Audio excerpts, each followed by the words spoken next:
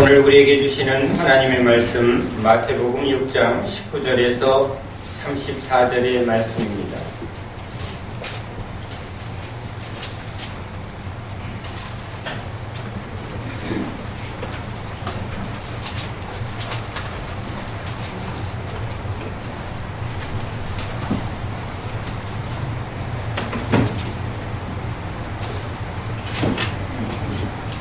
하나님의 말씀을 함께 읽겠습니다.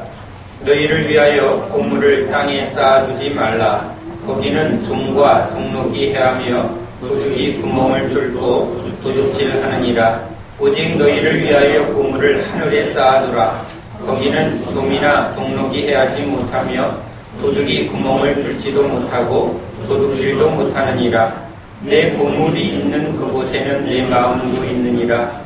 눈은 몸의 등불이니 그러므로 내 눈이 성하면 온몸이 밝을 것이요 눈이 나쁘면 온몸이 어두울 것이니 그러므로 내게 있는 빛이 어두우면 그 어둠이 얼마나 더하겠느냐. 한 사람이 두 주인을 섬기지 못할 것이니 혹 이를 미워하고 저를 사랑하거나 혹 이를 중히 여기고 저를 경히 여김이라. 너희가 하나님과 재물을 경험하여 섬기지 못하느니라.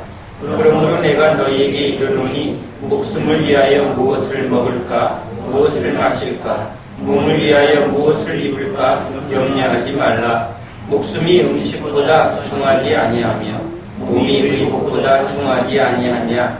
공중의 새를 보라. 심지도 않고 거두지도 않고 창고에 모아들이지도 아니하되 너희 하늘 아버지께서 기르시나니 너희는 이것들보다 귀하지 아니하냐. 너희 중에 누가 염려함으로 그 길을 한 자라도 더할 수 있겠느냐. 또 너희가 어찌 의복을 위하여 염려하느냐. 들의 백합화가 어떻게 자라는가 생각하여 보라. 수고도 아니하고 길쌈도 아니하느니라. 그러나 내가 너희에게 말하노니 솔로몬의 모든 영광으로도 입은 것이 이 꽃 하나만 갖지 못하였느니라. 오늘 있다가 내일 아궁이에 던져지는 들불도 하나님이 이렇게 입히시거든 하물며 너희일까 보냐. 믿음이 작은 자들아, 그러므로 염려하여 이르기를 무엇을 먹을까 무엇을 마실까 무엇을 입을까 하지 말라. 이는 다 이방인들이 구하는 것이라. 너희 하늘 아버지께서 이 모든 것이 너희에게 있어야 할 줄을 아시느니라. 그런즉 너희는 먼저 그의 나라와 그의 의를 구하라. 그리하면 이 모든 것을 너희에게 더하시리라. 그러므로 내일 일을 위하여 염려하지 말라. 내일 일은 내일이 염려할 것이요 한날의 괴로움은 그날로 족하니라. 아멘.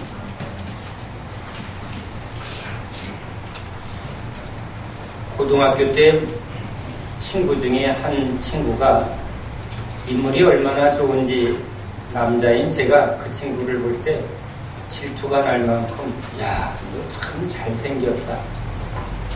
그런데 전교 1등을 합니다. 잘생긴 것도 질투나는데 공부도 잘해요. 또 성격도 좋습니다. 친구의 친구였지만 그랬던 친구가 지난 주간에 연락이 돼서 진짜 30몇 년 만에 만난 거죠. 그런데 말기암으로 호스피스 병동에 자리나기를 기다리는 그 상태에 누워 있습니다. 깜짝 놀랐습니다. 투자증권 지점장까지 한 것으로 알고, 그러니까 그냥 지금 우리 나이가 그렇게 죽을 나이가 아니기에 소식이 없어도 그냥 잘 살고 있겠구나 했는데 죽음 앞에 있는 상태이기에 연락이 돼서 가서 위로해주고 예수를 꼭 전했으면 하는 연락을 받고 찾아갔습니다. 굉장히 오랜만에 만났는데 그 바짝 마른 그 얼굴 속에 그 얼굴이 비춰집니다. 저를 보고 너 하나도 안 변했구나. 그런데 그 친구 옆에 군에서 휴가 나와서 간호하고 있는 그 아들의 얼굴 속에 그 아버지의 그 친구의 옛날 얼굴이 보입니다. 아들에게 얘기했습니다. 너 참 잘생겼는데 아버지의 반도 못하다. 네 아버지 참 인물 좋았어. 그 옆에 누님이 눈물을 흘립니다. 우리 동생 참 인물 좋아하는데. 그런데 이제 뼈만 항상하게 이렇게 남아 있습니다.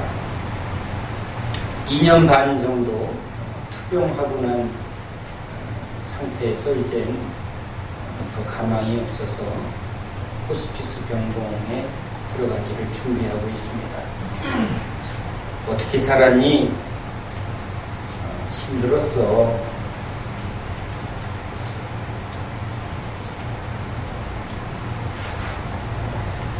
빚보증 잘못 써서 가족이 빚보증이니까 안 설 수 없었겠지. 그래서 모아놓던 돈 다 까먹고 또 도움으로 또 새롭게 출발했는데 믿었던 친구한테 또 사기만. 그런 이야기 속에 얼마나 힘들었으면 이 암이 생겼을까 이런 생각을 하게 됩니다. 그저 바짝 마른 손을 붙들고 참 할 말이 없습니다. 우리가 이렇게 그냥 세상을 뜨기에는 너무 젊은 나이라고 생각합니다. 또 아들이 아직 학생들이고 하니까 참 할 말이 없습니다. 그리고 어제는 늦은 밤에 우리 오키 집사님 남편 응급실에 다녀왔습니다. 2달 남았다고 의사가 말을 합니다. 전혀 검진도 안 하셨던 분이죠. 가끔 뵙는 분이지만 참 고집스러운 분입니다. 누구 말도 안 듣는 분입니다.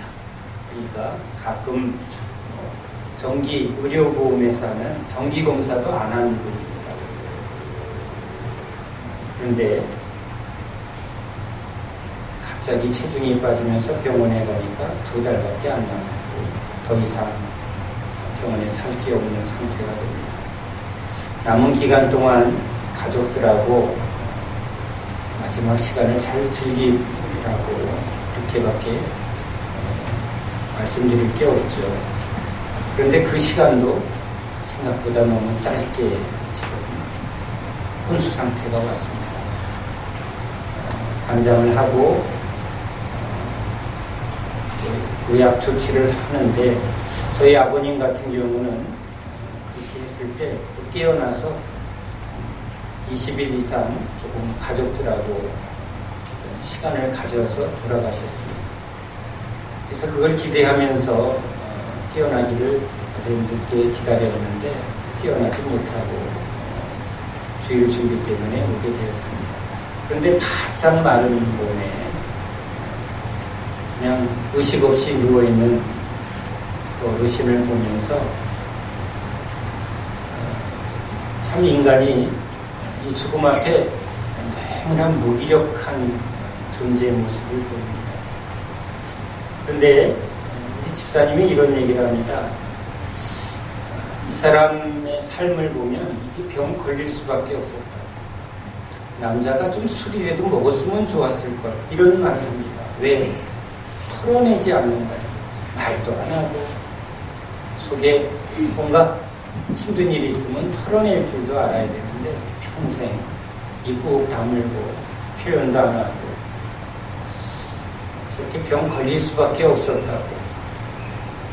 그래서 집사님 얼굴에 평생 본인도 옆에서 답답했다는 그 얼굴에 고통이 이렇게 느껴집니다.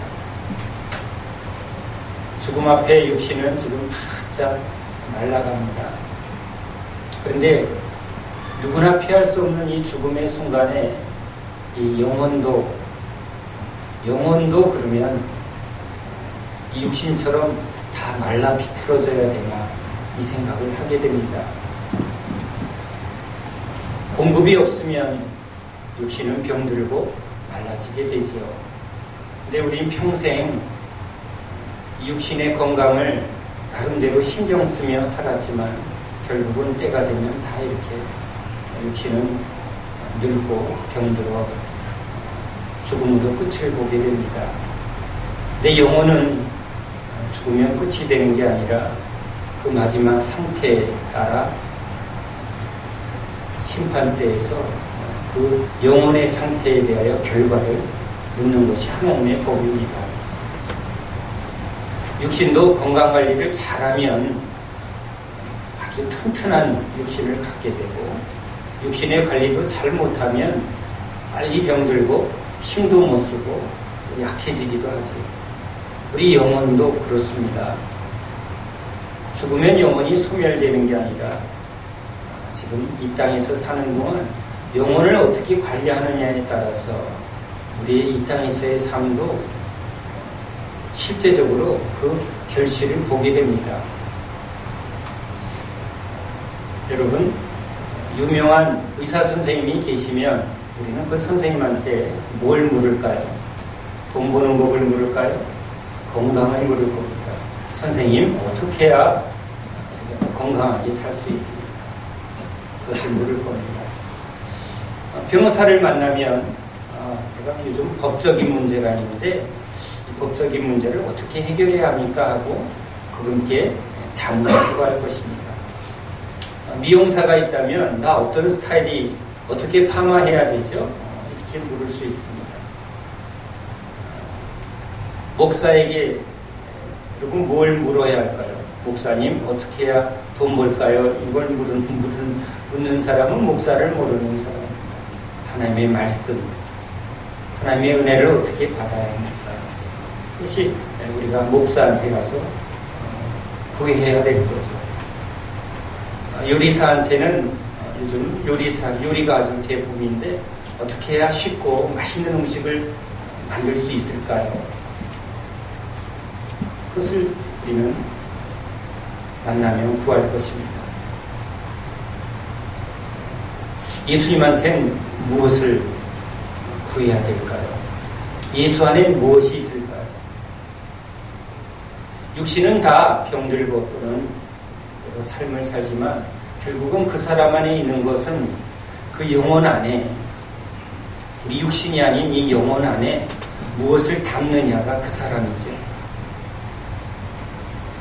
의학적 지식을 많이 습득해서 그 기술로 지금 육신도 훈련되었지만 그 지식은 영혼 안에 있는 지식입니다.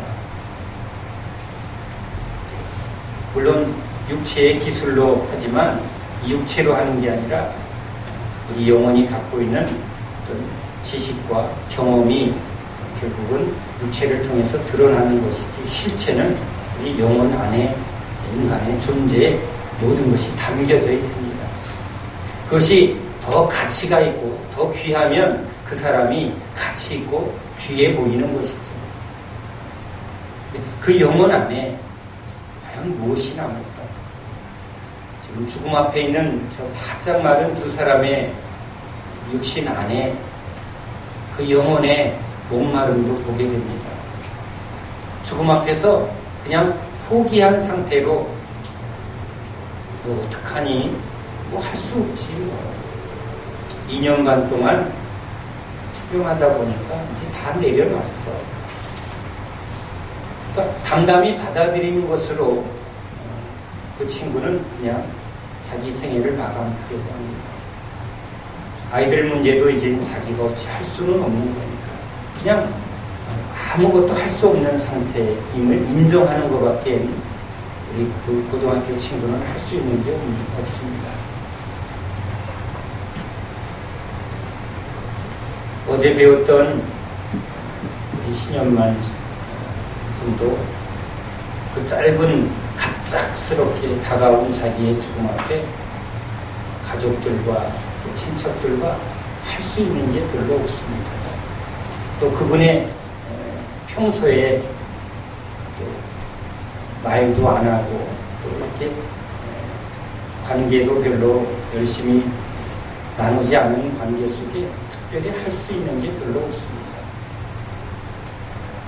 몸도 무기력해지지만 결국은 죽음의 순간에 그 영혼도 무기력해져가는 두 사람을 봅니다. 돌아오는 발걸음 속에 저는 제가 믿는 예수가 얼마나 귀하고 감사한지를 저는 고백할 수밖에 없습니다. 내가 무엇을 가졌는가? 돈? 그렇죠. 죽음 앞엔 다 내려놔야 합니다.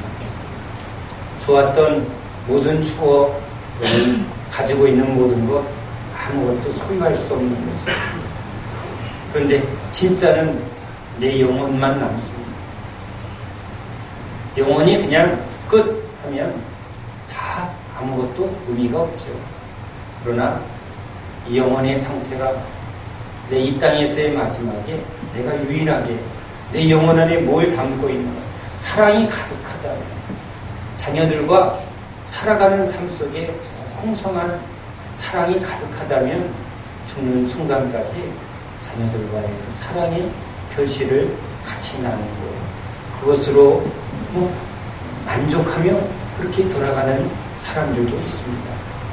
친구들과의 우정을 많이 나눈 사람들은 그 죽음 앞에서 또 친구들과의 마지막 그동안의 삶의 결실이 그 죽음의 마지막 순간에 나타납니다. 우리 신앙도 스데반이 그 죽음의 순간에 그가 무엇을 붙들고 살았는가, 무엇을 소유했는가를 우리에게 보여줍니다. 세상은 친구 또는 가족, 자기가 추구했던 삶의 그런 것을 회고하고 내가 그래도 이렇게 살았어 라는 것으로 자기 인생의 마지막을 붙들려 하겠죠. 그런데 스데반은 그 죽음의 순간에 그 영혼이 자기 평생에 이 땅에 사는 동안 그가 믿음으로 붙들었던 주님을 바라보고 기뻐하고 또 찬양하는 모습으로 이 땅의 삶을 나아갑니다. 그가 무엇을 소유했는가? 그가 무엇을 추구했는가? 그가 무엇을 진짜 붙들었는가를 그 마지막 순간에 나타냅니다. 오늘 여러분이 이 땅의 마지막 순간이다. 누구든 피할 수 없지. 참 빠르지 않습니까? 30년, 앞으로 30년, 누구에겐 30년 후에 죽음이 오겠지만 우리 지나온 삶을 보면 금방 옵니다. 그랬을 때 과연 무엇이 남을까요? 우리 인생은 내가 귀하고 내가 좋아하고 가치 있다라는 것을 바라보고 붙들려고 사는 인생입니다. 아까 예를 든 것처럼 나는 의사가 돼야지. 그러면 그 의사가 되기 위해서 공부를 하고 또 의학적 지식을 또 그런 실제적인 수술과 여러 가지를 계속 훈련합니다.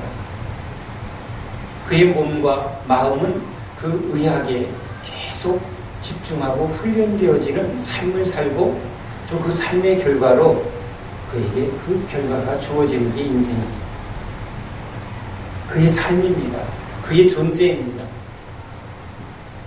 그래서 그의 뼈와 그의 근육과 그의 생각은 그가 추구했던 삶에 계속 반복하며 훈련되어진 삶입니다. 축구 선수가 되고 싶은 사람은 그냥 어렸을 때부터 달리기하고 공차는, 그래서 그의 근육은 공차는 데 익숙해 있고 마음은 어떻게 해야 공을 잘 차나 이런 거에 지식으로 계속 훈련되어져 있을 것입니다. 꿈을 꿔도 아마 공차서 올인을 하고 스타가 되고 승리하는 꿈을 꾸고 그것을 계속 집중할 것입니다. 더 잘하는 사람을 모델 삼고 또 그 기술을 계속 집중하며 배우는 것. 그러니까 그 사람 안에는 항상 그것이 분명하게 나타나게 되죠. 축구 선수인데 공을 못 찬다. 축구 선수가 아니죠. 의사인데 의료적 지식도 없고 그런 실력이 없다면 그런 의사가 아닙니다. 우리는 누구일까요? 우린 뭘 소유하고 있고 뭘 추구하고 있을까요?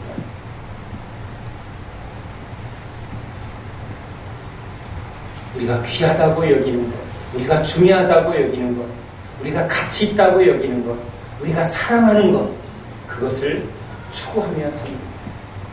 나는 아들이 내 보물이야. 나는 아들을 위해서 살아. 그러면 그의 생각과 그의 몸은 그 아들을 향해서 모든 것이 집중되어집니다. 아들의 기쁨이 내 기쁨. 아들이 잘 되면 내가 잘 되는 거죠. 보물은 내가 추구하는 것은 나와 동질화가 됩니다. 돈이 내 인생의 목적이야. 그러면 돈 버는 일에 집중합니다. 그래서 돈이 주는 기쁨을 계속 추구합니다. 남자들은 돈을 추구하는 것 같지만 아닙니다. 힘을 추구합니다. 돈이 주는 권력, 힘이 없으면 남자들은 무기력해집니다. 그러니까 돈 없으면 무기력해집니다. 여자들은 안정에 민감합니다. 연약한 경쟁에서 아무래도 연약한 구조를 가지고 있으니까 어떻게 하면 안정적으로 사나. 그러니까 돈을 붙드는 것도 우리는 힘을, 뭔가 승리를, 누군가 인정받는 것, 이런 것을 염두에 두지만 여자들은 편안하고 안락함, 안정적인 이런 것을 위해서 돈을 붙드는 경우가 많습니다. 이런 것이 이루어지지 않으면 막 불안하죠. 염려가 끊이지 않습니다. 그래서 그것이 목표가 되기도 하고 그것이 삶의 힘이 되기도 합니다. 그것이 신앙처럼 전적으로 의지하는 대상이 되기도 합니다. 그런데 그 돈을 추구하게 되면 돈에 의해서 우리가 좌지우지가 됩니다. 돈이 있으면 내가 있는 자가 되고 돈 없으면 내가 없는 자가 됩니다. 내가 보물로 여기고 내가 가치 있다고 여기는 것이 나와 동질화가 됩니다. 그리고 그 돈이 나를 좌지우지 다스립니다. 인간은 이러한 존재를 가집니다. 보물이 없는 사람은 목표가 없습니다. 그래서 자기 자신도 자기에 대해서 가치를 인정하지 않습니다. 막 삽니다. 그냥 되는 대로 삽니다. 뭘 추구할, 소유할 목적이 없는 거예요. 노숙자들이 그런 삶을 살아가는 거죠. 우린 각각 자기 마음속에 이것이 제일 중요해 라는 것들을 보이지 않게 다 붙들고 살아갑니다. 그것이 우리의 뼈가 되고 살이 되는 것처럼 우리의 존재를 형성하죠. 우리 영혼을 형성합니다. 그래서 죽음의 순간에 그 무엇을 소유했느냐가 그의 삶입니다. 그런데 진짜 그냥 사그러질, 먹고 마시고 그런 헛된 것을 추구하면 그 영혼은 죽음 앞에 아무것도 없게 됩니다. 육신이 그냥 죽고 병들어서 쪼그라들면 그냥 뼈만 앙상하게 된 그 상태인 것처럼 영혼도 그렇습니다. 지금도 겉은 건강해 보이는데 영혼이 바짝 마른 사람들을 봅니다. 푸석푸석한 사람들을 봅니다. 육신의 건강에는 민감하죠. 그러나 영혼의 건강을 어떻게 해야 될지는 모릅니다. 그런데 그 영혼을 이렇게 점검해 보면 그가 뭘 추구하느냐가 그 영혼의 상태입니다. 육신의 건강에 안 좋은 걸 먹으면 병드는 것처럼 영혼도 그렇습니다. 늘 염려하고 걱정하고 금방 사라질 것들, 헛된 것을 목표로 삼으면 영혼은 힘이 없어집니다. 무기력해집니다. 그게 죽음의 상태죠. 병든 상태입니다. 주님은 육신을 고치러 오신 것이 아니라 육신도 고쳐주시면서 진짜는 이 영혼, 소멸되지 않은 이 영혼의 상태, 이걸 회복하러 오십니다. 우리에겐 생명이 필요하죠. 돈이 떨어지면 우리가 염려와 걱정이 끊이지 않는 것처럼 죽음을 이길 생명, 그것은 이 육신은 생명이 끝나면 사그라드는 것은 영혼도 주님의 이 공급에서 멀어지면, 주님의 이 은혜에서 떨어지면 이 영혼도 죽은 것과 같이 기능을 발휘하지 못합니다. 병든 몸은 제 기능을 발휘하지 못하는 것처럼 진짜 이 영혼도 제 기능을 발휘해야 됩니다. 그래서 배워야 합니다. 배우지 못하면 인간이 재구실을 못합니다. 그래서 우리는 배움에 대해서 강조했는데 진정한 지식, 그걸 주님은 진리라고 말하죠. 진리를 알지니 진리가 너희를 자유케 하리라. 아프리카에 갔더니 아이들이 반짝이는 돌로 공기놀이를 합니다. 다이아몬드입니다. 이 다이아몬드의 가치를 모르면 그냥 공깃돌이죠. 그래서 그냥 예쁜 장신구로 이걸 싹 바꿔오죠. 속이는 거죠. 귀한 것을 빼앗아 갑니다. 우리 인생도 그렇습니다. 우리 인생에서 진짜 영원히 빛나는 영원한 가치, 그 보물은 우리를 가치 있게 만드는 거고, 그 보물은 우리 인생을 참으로 빛나게 하는 겁니다. 보물을 많이 가진 사람이 보물이 우리를 동지로 하는 것처럼 그 보물의 가치만큼 우리가 가치 있어지는 거죠. 그 보물이 우리 인생을 끌고 가는 거죠. 그런데 이 보물의 가치가 무지함으로 헛된 것을 붙들게 되면 그 사람의 인생은 헛되게 됩니다. 헛된 것이 그 사람을 지배하게 됩니다. 헛된 목표는, 헛된 보물은 우리를 헛되게 하는 거예요. 이게 인간의 존재의 삶입니다. 그래서 예수님이 우리에게 영원한 보물을 주시려고 오셨습니다. 보물을 소유하면 보물은 우리를 보물화되게 만듭니다. 이 보물이 우리 인생을 끌고 갑니다. 아이가 내 보물이야 하는 사람은 아이와 동질화가 되고 아이가 그 사람의 인생을 끌고 갑니다. 돈이 인생의 보물이 되고 그 사람의 목표가 되면 돈과 그 사람이 이렇게 같이 동질화가 됩니다. 돈이 그 사람을 끌고 갑니다. 주님이 우리에게 오신 것은 우리에게 영원한 가치를 우리에게 부어주심으로 그 생명이, 주님이 주는 영원한 생명이 우리에게 주어질 때 그것이 보물이라고 붙드는 사람에게 우리가 그 영생의 동질화가 됩니다. 진리를 붙들면 진리가 우리를 동질화시켜서 우리가 진리화됩니다. 말씀화됩니다. 그 가치만큼 우리가 가치 있어지게 됩니다. 그 가치가 우리 인생을 가치 있게 끌고 갑니다. 그게 주님이 우리를 끌고 가는 길이요, 방법입니다. 우리를 헛된 열매 없는 그런 무의미한 인생이 아니라 영원히 빛나는, 그리고 그 보석의 가치만큼 우리를 가치 있게 만들려고 우리 예수님이 오신 줄로 믿습니다. 우리는 그 예수님 앞에 있습니다. 의사가 의술과 의학적 지식이 없다면 의사가 아닌 거죠. 변호사라고 말하는데 변호사가 법을 모르고 또 법적인 문제 있는 사람의 문제를 상담해주고 그것을 가르칠 능력이 없다면 변호사가 아닙니다. 목사가 말씀이 없고 성령의 능력이 없으면 목사가 아닙니다. 그런데 장로가 돈만 있고 기도도 못하고 말씀도 없다면 장로가 아닙니다. 권사가 봉사만 하고 말씀과 기도가 없다, 권사가 아닙니다. 집사인데 봉사만 하고 착한데 말씀과 기도가 없다, 집사가 아닙니다. 여러분, 무엇을 말하려고 합니까? 그리스도인은 목사나 장로나 집사나 성도나 예수 믿는 그리스도인은 말씀이 있어야 되고 생명이 있어야 되고 진리가 있어야 합니다. 그것이 없다면 껍데기입니다. 무늬만 있는 거죠. 우리는 의학적 지식이 없는 의사를 의사라고 말하지 않습니다.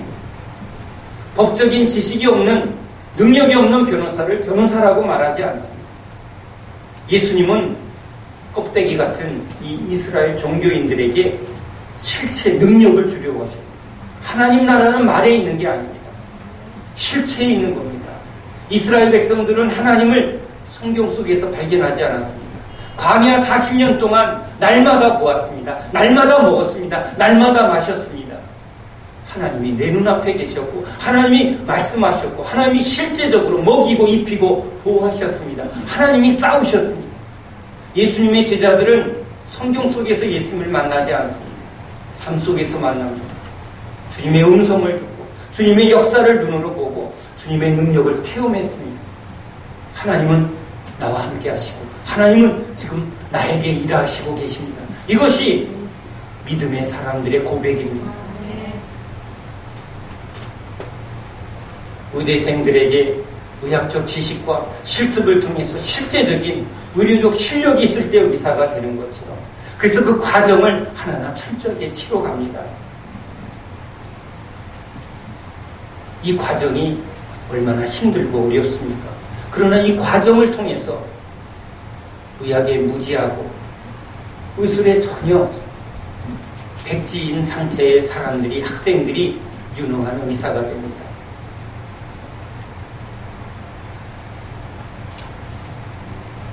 남자들은 잘 실감이 나지 않지만 여자들은 실감나는 예가 있습니다. 우리 젊은 자매들이 성형수술을 한다고 합니다. 턱을 깎아내고, 그렇죠?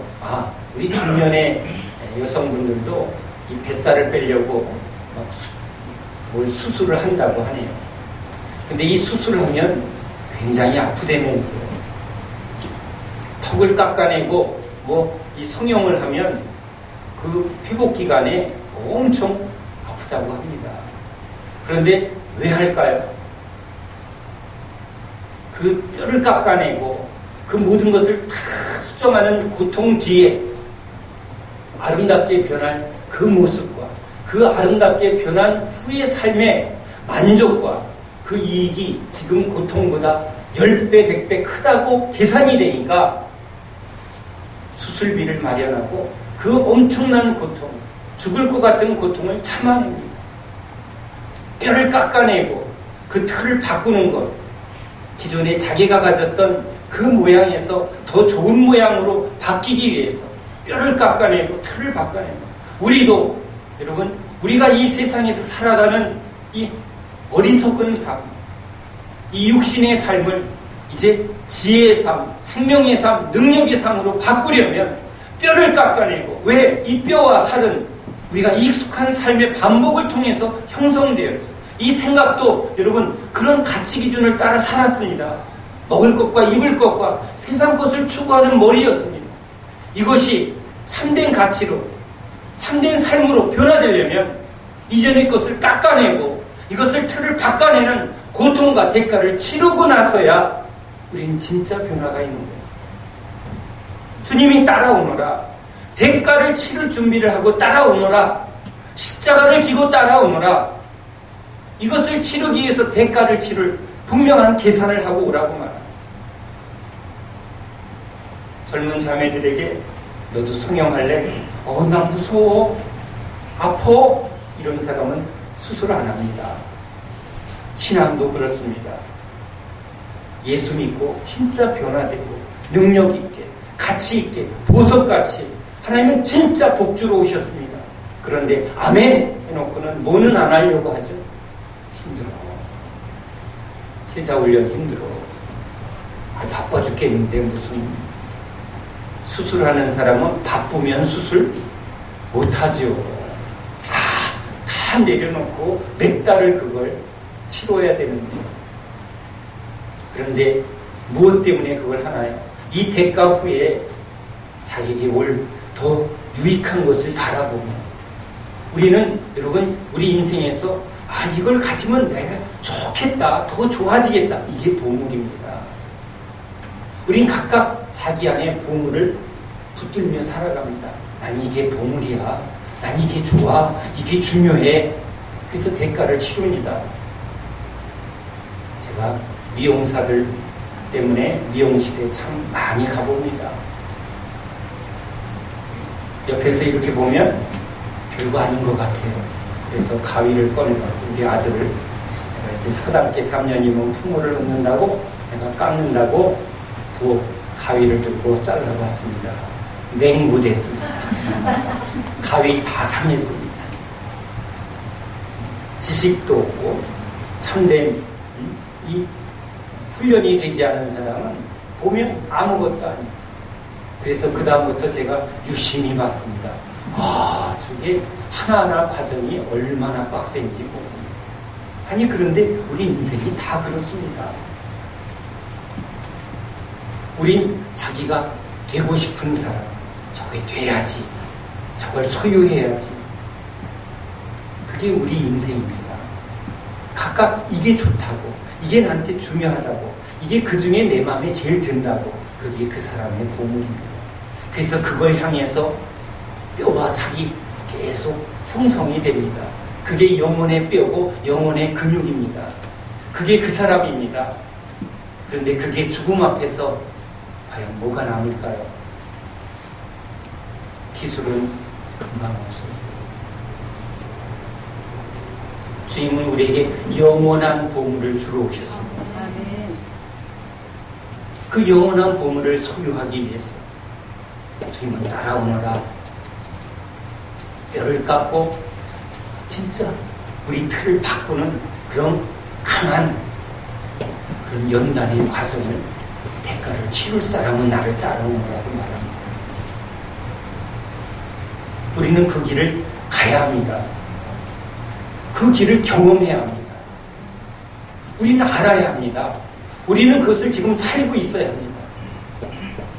우리가 다 가졌다는 게 아니라, 우리가 그런 경지에 됐다는 게 아니라, 우리가 예수를 목표로 삼으며 예수 안에 있는 진리, 예수 안에 있는 생명, 예수 안에 있는 능력, 이것을 우리가 바라보고 맛보며 그것을 귀하게 여기고 붙들면 그것이 우리와 동질화 시켜줍니다.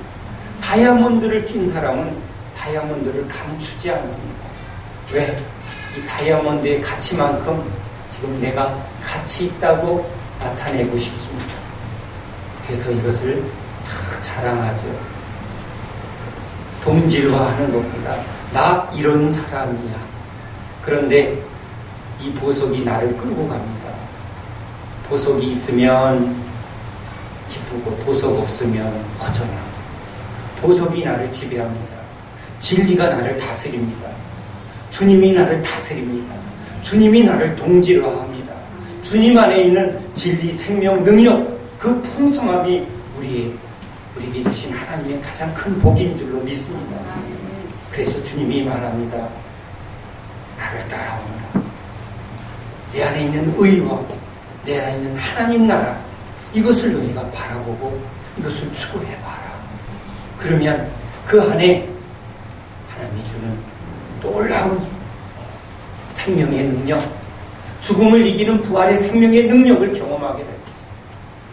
진리가 너희를 얼마나 자유케 하는지, 빛 가운데로 걸어가면 저희가 구덩이고 저희가 결과가 뭔지를 분명히 알고 간다는. 근데 어둠에 있는 사람은 자기가 어디로 가는지도 모르고 그냥 답답한 거예요.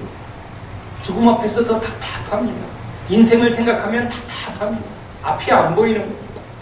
내가 어디로 가야 할지, 내가 가진 것이 도대체 뭔지.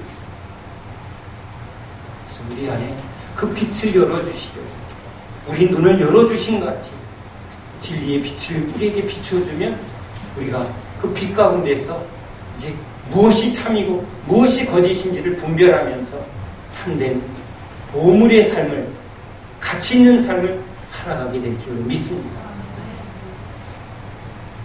그 보물을 발견한 사람은 그 보물이 묻힌 밭을 소유하기 위해서 가진 것을 다 팔아 그 밭을 소유함과 같은, 가장 귀한 진주를 발견한 진주 상인은 다 팔아서 그 진주를 소유하는 것과 같은, 우리는 예수님을 알아야 합니다. 예수 안에 있는 그 놀라운 은혜의 가치를 발견해야 합니다. 그것을 아는 사람이 경험하게 될 것이고, 경험하는 사람이 믿게 될 것입니다. 믿는 자에게 능력이 나타납니다. 진리의 능력이 나타나고 부활의 생명의 능력이 나타납니다.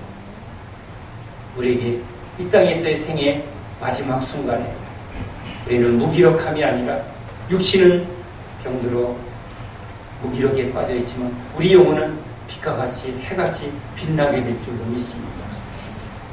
우리에게 그런 승리의 삶을 주시는, 이김의 삶을 주시는, 풍성한 열매를 맺게 해주시는 그 예수님을 끝까지 붙들고 달려가는 저와 여러분 되시기 바랍니다. 기도합니다.